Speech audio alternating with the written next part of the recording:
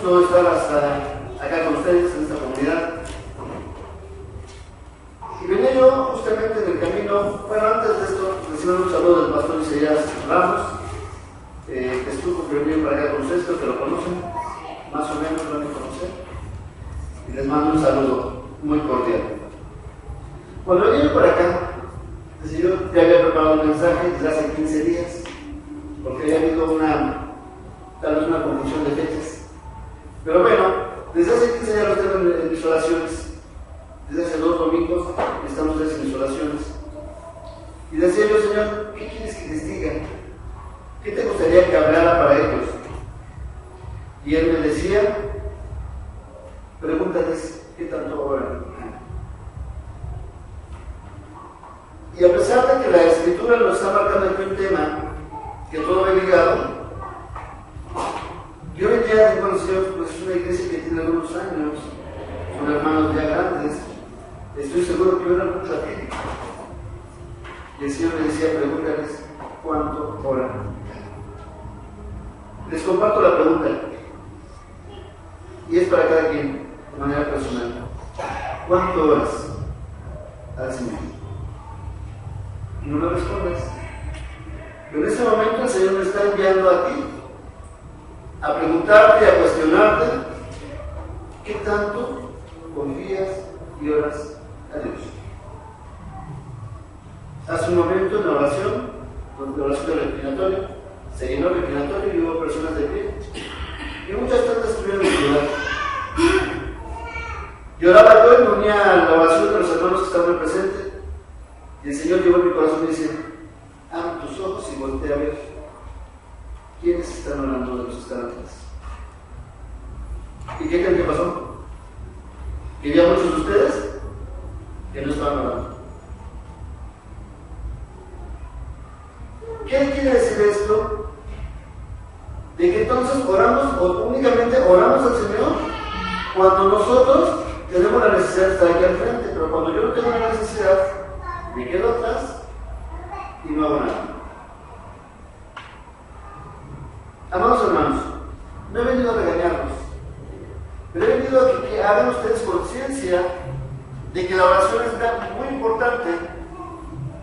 Es muy importante la oración a tal grado, que si no oramos, no estamos en esa comunión permanente y constante con Dios. Y cosa curiosa, llegué un poquito antes de por las 11 más o menos, y estaba en clase, y al final, cuando el pastor estaba cerrando la clase, y dijo una oración para despedirnos, ¿qué creen? Que si hubiera sido de noche, algunos niños todavía subieron el púlpito, porque hubo un silencio increíble. No hubo quien se animara a elevar la oración a su Padre, agradeciendo lo que había aprendido. Y entonces le dije, Señor, verdaderamente lo que me estás poniendo en mi corazón es lo que tú quieres decir a tu pueblo. Es un pueblo en la comunidad de Chalco, o que no ora, o que ora muy poco. ¿Y de qué nos habla la oración? Cuando yo hablo con ustedes, y vamos a ver, ahorita estoy aquí en este lugar, pero cuando estemos afuera, ahí abajo, ¿cómo platicamos? ¿Cómo platicaríamos? ¿Sería un monólogo? ¿Nada más estaría hablando? ¿O ustedes nada más estarían hablando de una respuesta mía? Creo que no, ¿verdad? Creo que si estuviéramos en otro lugar, si una plática de unos a otros, nos estaríamos comunicando. Si la plática es muy frecuente, tendríamos una amistad, ¿o no? Espero estar hablando, espero que me estén escuchando. Y me gustaría también que pusiéramos un poquito de ánimo en el responder. No es un sermón, no es un regaño, es simplemente lo que el Señor quiere que nosotros hagamos conciencia. Porque a veces nosotros pedimos y no recibimos. ¿Y por qué creen? Porque pedimos mal. Y entonces, vamos a hacer un estudio, hermanos, un análisis de que justamente, como nos decía aquí en la lectura que acabamos de leer, en el versículo número 11, lo tienen en sus boletines y ojalá se vayan a sus casas y se acuerden mucho de esto. En el versículo 11 dice, y esto conociendo el tiempo, que es ya hora de qué? De levantarnos. Cuando estamos dormidos, no hablamos, ¿verdad? Bueno, salvadoreños entrenar esa costumbre de hablar dormidos. Y cuando hablan dormidos es porque tienen muchas preocupaciones, pero ahí fuera, dice aquí el versículo, porque ya es hora de levantarnos de qué?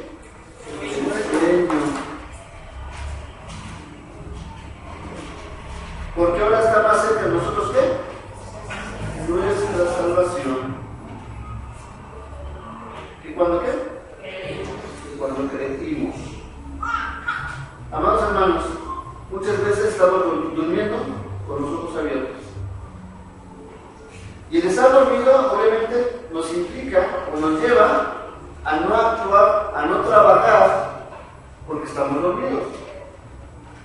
La iglesia cristiana en términos generales está dormida. Y dice la Escritura, y cuando venga el Señor, vendrá como ladrón en la noche, ¿verdad? Tal vez algunos de ustedes hayan pasado una mala experiencia de haber sido asaltados, ¿sí? Robados. ¿El ratero les avisó que iba a llegar? No, ¿verdad? No es común que una persona que hace mal, que nos va a hacer mal, llegue y nos avise, te voy a hacer mal, prepárate porque te voy a hacer mal. No es común.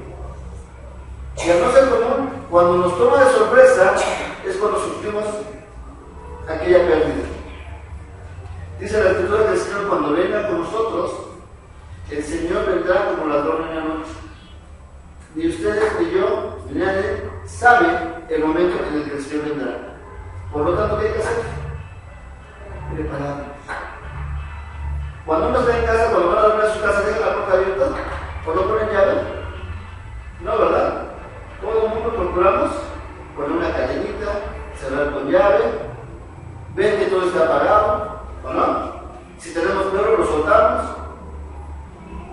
porque nos prevenimos de que no venga alguien malo a hacernos un daño mientras estamos inconscientes. Cuando nosotros dormimos, estamos en un estado de inconsciencia. Entonces, si el Señor nos está ayudando, claro, nos está dando un punto de aliento, despiértense, estén atentos, estén preparados. Sean ustedes esa llave de seguridad que está cuidando de su casa, porque el Señor va a llegar y nos va a avisar cuándo. Amados hermanos, la oración es uno de los principales temas en los que el pueblo cristiano no está cumplido. Los voy a invitar, por favor, a que en ese sentido busquemos en la epístola del apóstol Pablo a Timoteo, en la primera epístola.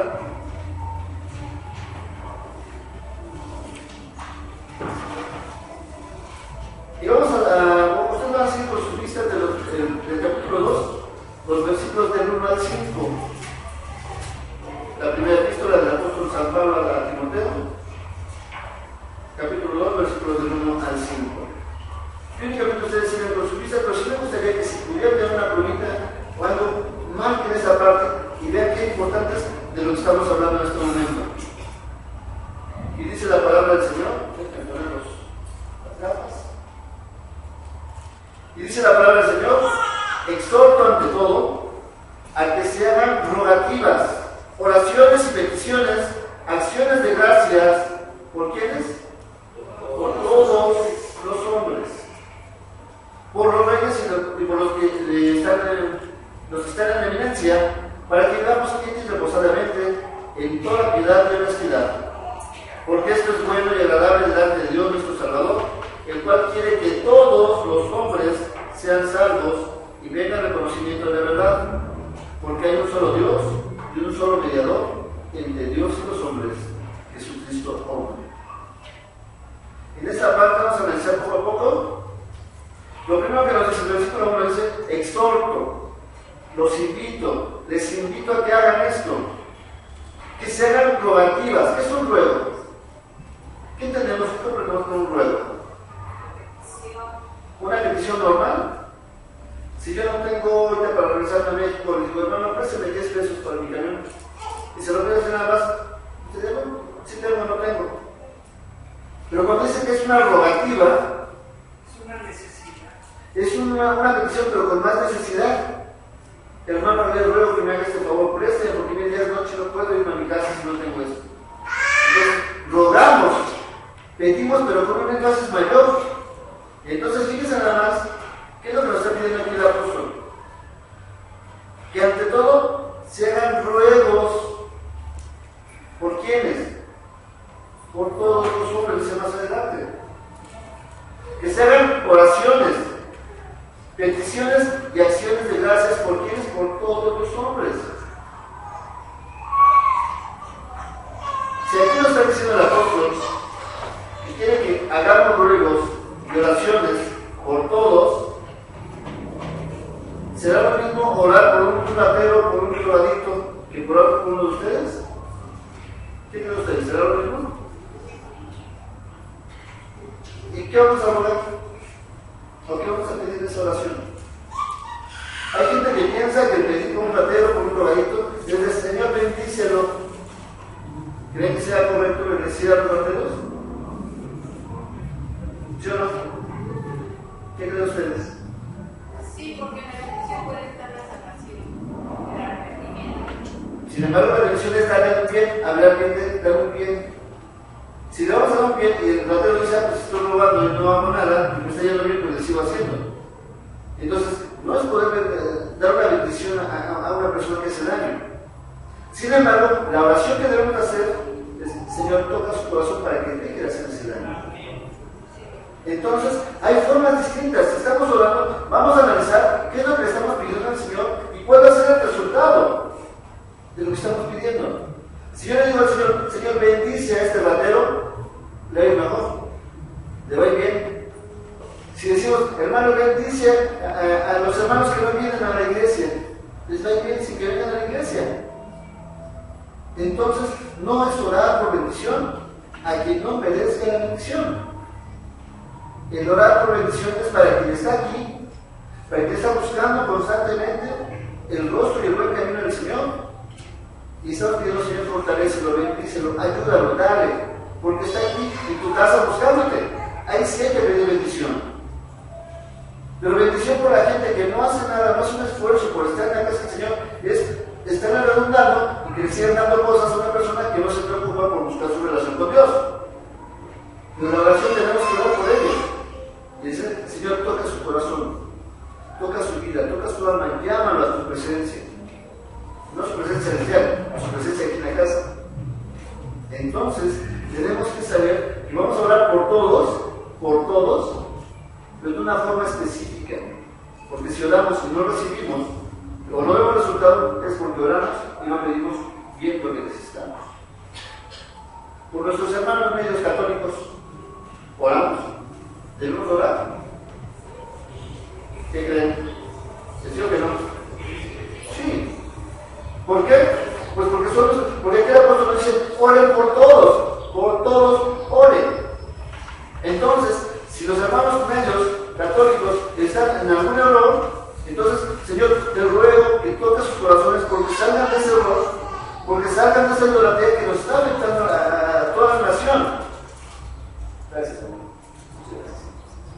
Entonces, tenemos que saber que si oramos por alguien que no quede como nosotros, tenemos que orar no porque nosotros seamos los que tenemos la única verdad, sino porque Dios toque los corazones para que ellos salgan del error en el que puedan haber estado o que puedan estar.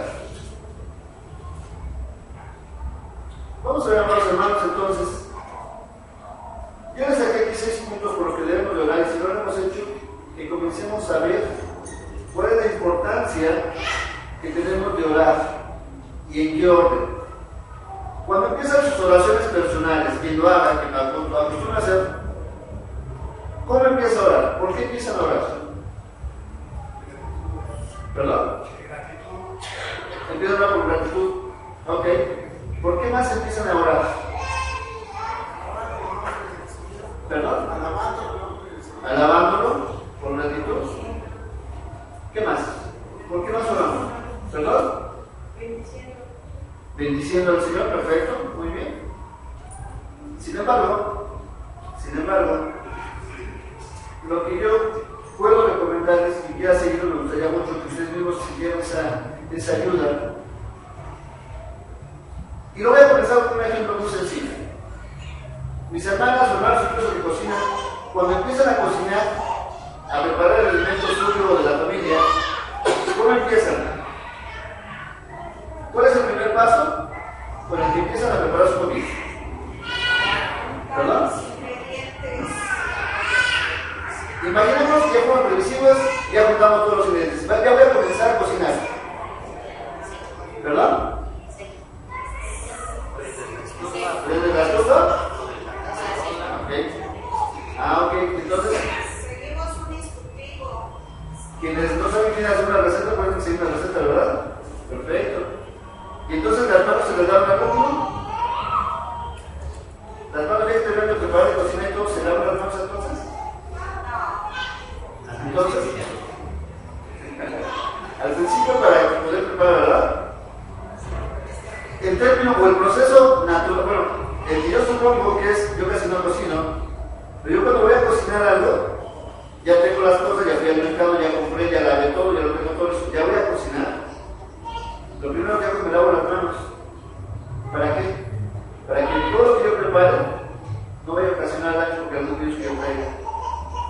Entonces, el proceso de la oración, todo el proceso de la oración, porque no nada más es una oración de una cosa nada más, quiero que sepan.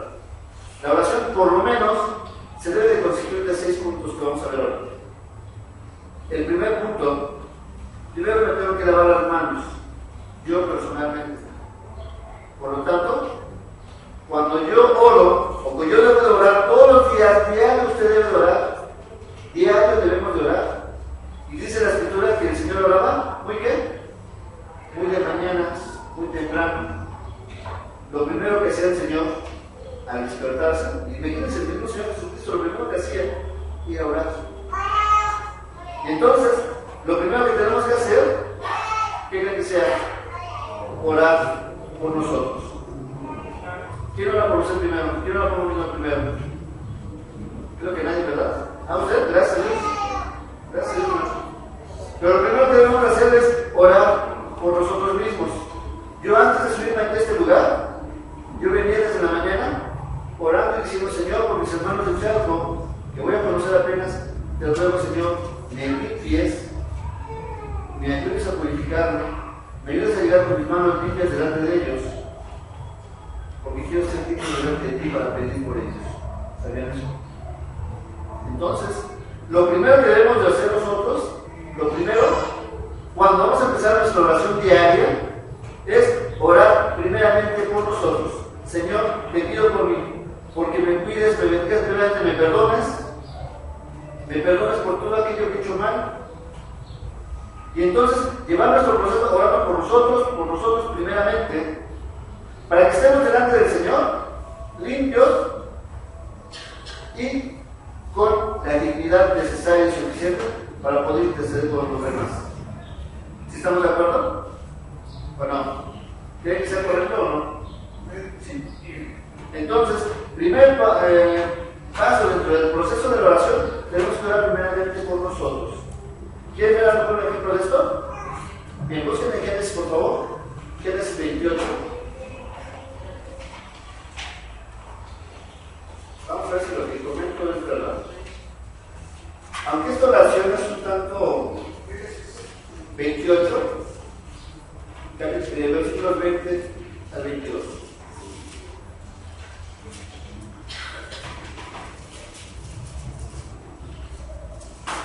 Y dice la Escritura, e hizo Jacob voto diciendo, si fuere Dios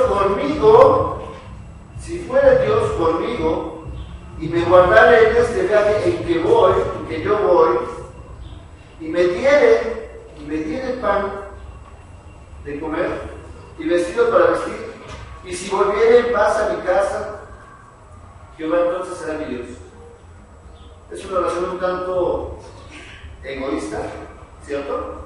Sin embargo, Jacob en este caso, él estaba con una prueba a Dios. Bueno, si Él va conmigo, si Él me tiene pan, si Él me tiene vestido, si Él me lleva, entonces, si es cierto que Él hace esto, entonces Él será mi Dios. Amado hermano, si usted quiere, si Dios me da salud el día de hoy, Si Dios me levanta el día de hoy, si Dios me da de comer el día de hoy, Él será su Dios. Ya no, ¿verdad? Ya estamos seguros que Él nos dará las cosas. Sin embargo, es un ejemplo de que es importante que primeramente, antes que todo, oremos por cada uno de nosotros. Y a partir de ese momento, hermanos, comenzamos a hacer un círculo alrededor de esto para empezar a orar. Porque lo que nos dice Pablo a Timoteo le dice que oremos por todos los hombres. Entonces, la oración que usted y que yo tenemos que hacer diario es por todos. Pero tenemos que ir en un orden. Ajá. Ok, yo oro por mí. ¿Cuál sería el segundo proceso para orar? ¿Por quiénes? ¿O por qué? ¿Perdón? Por nuestra familia, quienes sean casados con su esposa o con esposo, sus hijos, ¿sí? Sus papás, sus familiares, sus primos, sus hermanos, etc. Tienen que empezar a orar por todos. Ya me limpié yo, ya estoy vivo delante de Dios, ya puedo comenzar a pedir por mi familia. Porque atención, hermano, todos tenemos una persona, todos tenemos mínimo una persona, bueno, puede haber muchos más, que esa persona no está siendo salva en este momento, ¿cierto? Todos tenemos a alguien que no está siendo salva en este momento, un ser querido nuestro. Y atención, puede ser desde nuestra esposa, de nuestro esposo, nuestros hijos, nuestros padres, algunos de ellos muy cercanos a nosotros que según decimos que amamos, no estamos pidiendo por ellos porque el Señor toque sus corazones. Peor aún, en algunos casos hasta somos piedra de tropiezo para que ellos lleguen al Señor. Entonces, el segundo lugar por el que debemos orar es por nuestra familia. Imaginemos el panorama bonito, que mi esposo, mi esposa, mis hijos, todos son del Señor. Perfecto, gloria a Dios, entonces ya están acá. El siguiente motivo por cuál sería orar. Bueno, vamos a ver un ejemplo justamente de eso, de lo que es por la familia. Busquemos en Hechos 10.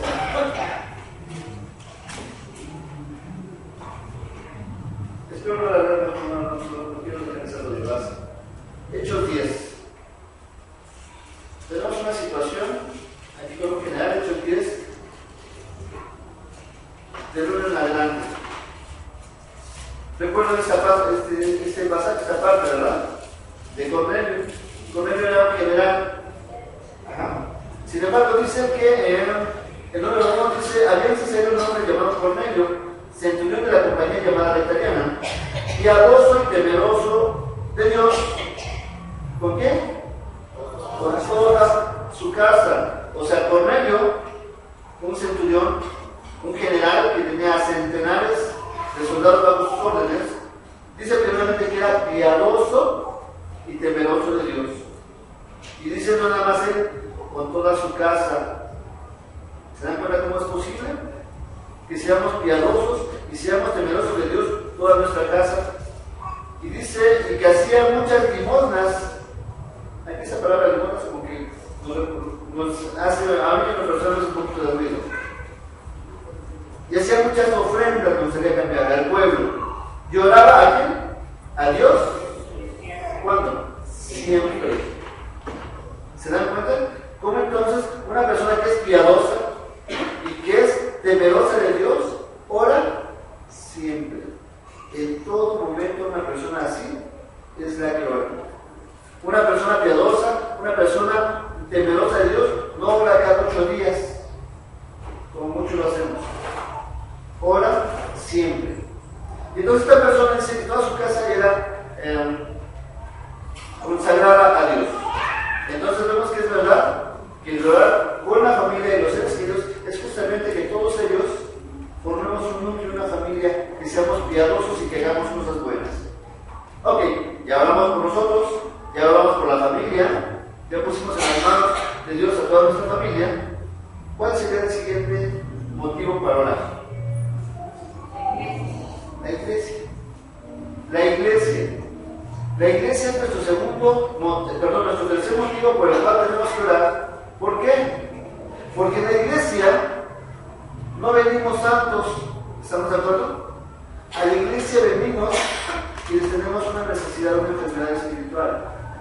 La iglesia hospital de espíritus, ¿o no? Si estuviéramos sanos, no estaríamos aquí.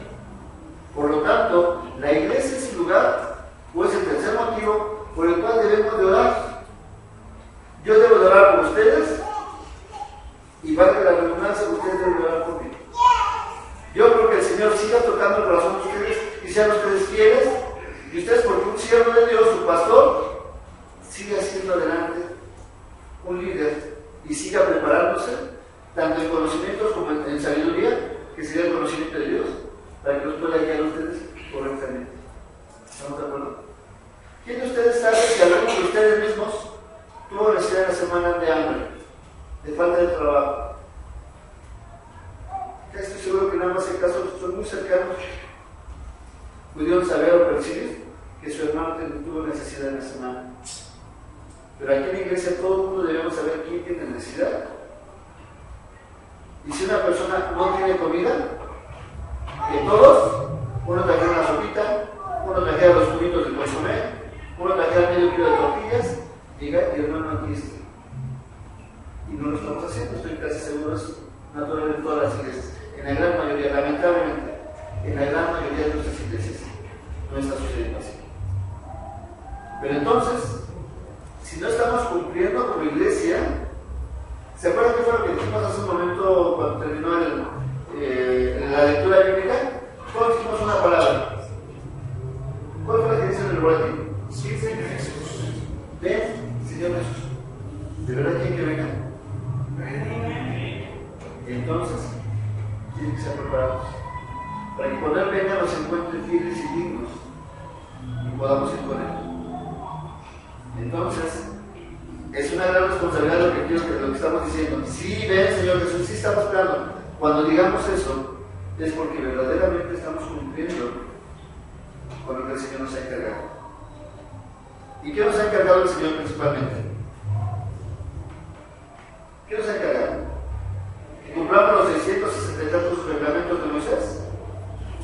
¿Cuál fue lo que nos pide el Señor? ¿Cuáles son las cosas principales? Amar a Dios, ¿por qué? Por sobre todas las cosas, ¿verdad? Por sobre tu dinero, por sobre tu casa, o por sobre tu familia. Ama a Dios por sobre todo. ¿Y a qué más? A tu prójimo, ¿como qué? Como a ti mismo. ¿Quién es nuestro prójimo? Señor, ¿qué piensas saber tanto? Pero bueno. ¿Quién es nuestro prójimo? ¿Quién nos rodea? ¿Seguros? ¿La familia nada más es nuestro prójimo? ¿Todos? ¿Todos ser humanos seguros? Pues ¿qué creen? Que efectivamente todos pueden ser nuestro prójimo. ¿Qué es lo que sucede cuando nos narran la historia del buen samaritano? Dice que hubo una persona que iba por el camino, que salieron los ladrones, lo asaltaron, lo golpearon, le quitaron todo lo que tenía y lo dejaron mal herido a la orilla del camino. ¿Cierto? ¿Te acuerdas de eso? Después, ¿qué pasó? ¿Pasó quién? Un levita. ¿Y qué hizo? ¿Lo ayudó? No, ¿verdad? Se hizo un ladito y siguió de frente. Después, ¿qué más pasó? ¿Y qué hizo también él? ¿Lo ayudó? Sin embargo, Samaria es una iglesia que, bueno, es un lugar que tenía lo que era la ley de Dios, pero que sin embargo se había contaminado con otras costumbres de idolatría, de paganismo, etc. Y entonces haga de cuenta que una especie de composición de aquí y de allá, pero tenía la base, que era Dios. No siquiera eran nuestros medios hermanos, con los que compartimos el mismo Dios, pues se han contaminado por más costumbres, ¿cierto? Dice esta persona que no tenía el compromiso como el levita y el sacerdote, no tenía un compromiso de ayudarlo moralmente, espiritualmente. Sin embargo, ¿qué sintió compasión en su corazón por él? Y entonces se arrodilló, lo ayudó, dice que lo curó, vendó sus heridas, ¿verdad? ¿Qué más hizo? Lo llevó a un mesón, ya lo instaló para que se repusiera. Y todavía dijo algo más al mesonero. Atiéndelo. Si algo falta, te pago. Si algo le falta, cuando yo regrese te lo pago. Entonces, ¿fue su prójimo o no fue su prójimo de él? De los sacerdotes y del sacerdote y del levita, ¿fue su prójimo? También. Era su prójimo, sin embargo ellos no lo aceptaron así. Entonces, el prójimo es aquella persona a la cual conocemos, identificamos su dolor, su necesidad, y que creen la agonía. Ese es el prójimo.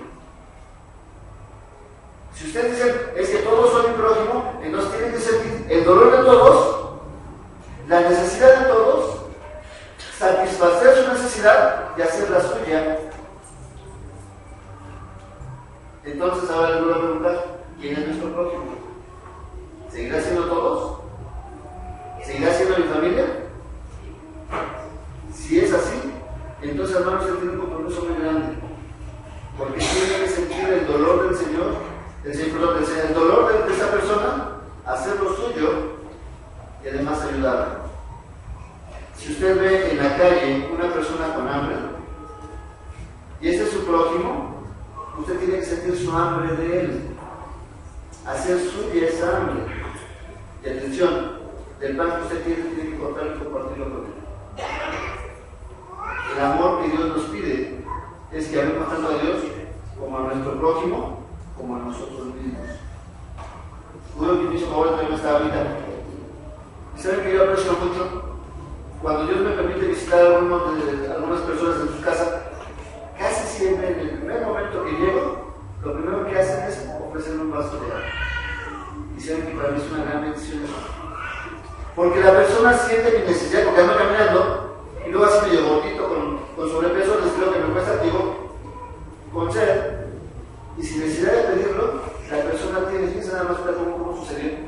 Sin necesidad de pedirlo, la señora tiene ese amor, o la persona tiene ese amor. De llegar conmigo y le ofrecer un vaso de agua. Me hacen su prójimo. Amado hermano, hermana, tú tienes que amar a tu prójimo de tal manera que sientas tu necesidad de hacer la tuya. Voy a parar, pastor, no voy a parar así. Me extiendo un poquito. Ok, ya dijimos 3 motivos de oración. Ponerme primero me limpio yo, me purifico yo. Segundo, mi familia. Señor, cuida a mi familia, tócalos. Si no te conozco, permite que yo sea de bendición para ellos. Tercer lugar, mi iglesia, la comunidad donde yo me reúno. Por favor, que todos mis hermanos sean mis hermanos. Todos nos decimos hermanos, pero realmente a veces somos hermanos y nada más de dicho. Que verdaderamente seamos hermanos. Que verdaderamente yo me preocupe por ustedes y ustedes se preocupen por mí. Seamos hermanos. Cuarto motivo, ¿por quiénes más debemos de orar? Ya que vamos en ese círculo, ¿se dan cuenta cómo se va extendiendo? ¿Quiénes más afectan nuestra vida y debemos de orar por ellos para que podamos estar a gusto? En cierta forma la comunidad sería parte de lo que sería nuestra iglesia y la comunidad fuera. En una forma serían los gobernantes. ¿Sí? Vamos a ver los gobernantes, ustedes que acabamos de ver, que decía aquí en el versículo en el 2, por los reyes y por todos los que están en eminencia, o sea, todos los que tienen algún puesto político. ¿Y para qué vamos a hablar por ellos? Lo dice ahí mismo. ¿Para qué? Para que vivamos quieta y reposadamente.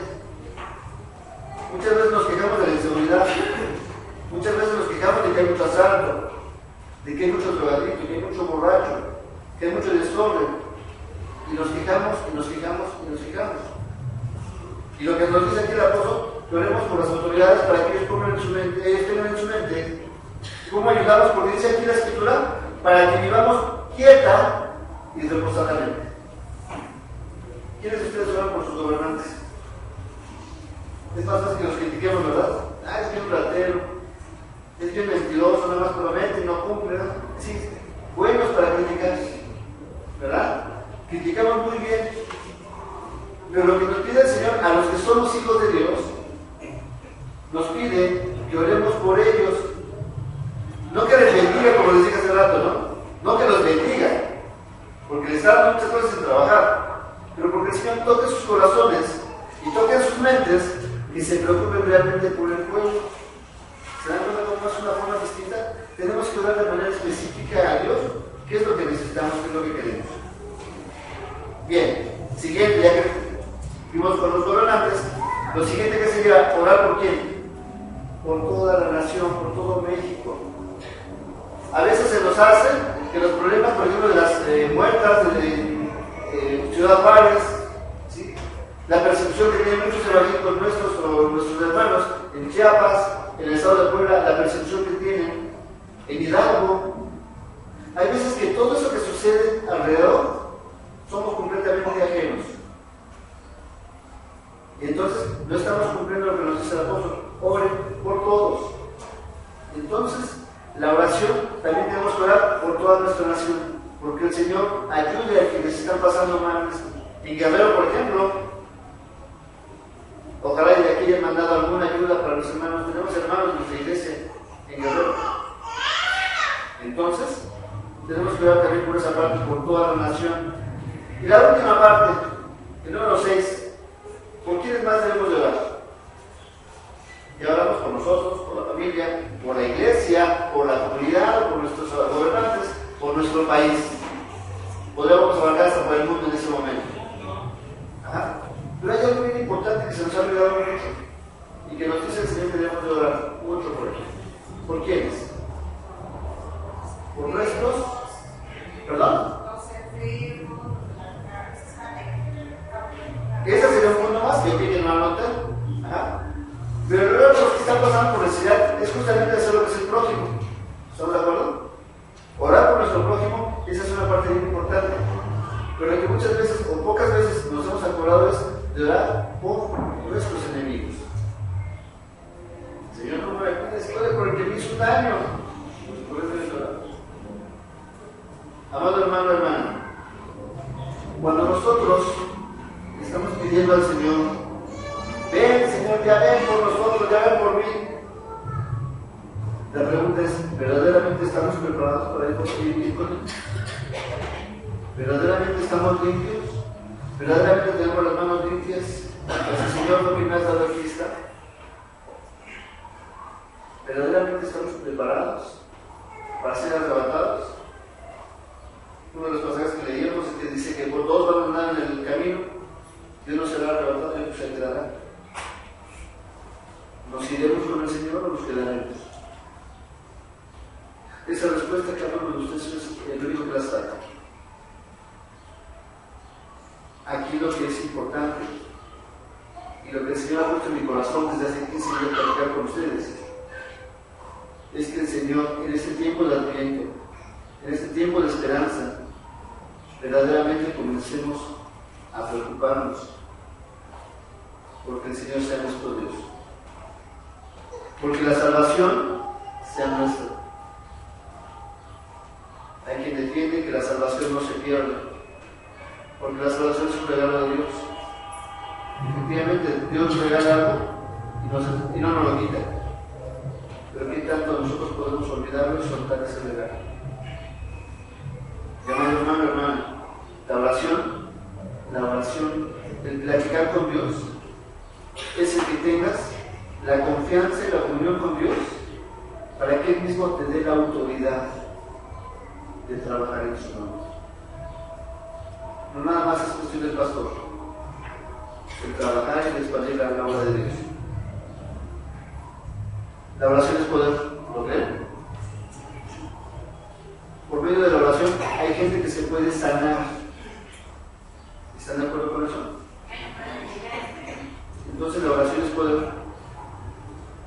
Si nosotros queremos tener el poder que Dios nos ha dado, tenemos que orar. Tenemos que estar seguros de una cosa. Si les comenté hace un momento que la oración es platicar personalmente, cuando nosotros realmente creamos que Dios está aquí a mi lado y que Dios camina conmigo y que yo platico con Él y que yo digo: Padre, tengo hambre, ¿quién está aquí a mi lado y que me dé de comer? Cuando creamos que Él está aquí al lado mío,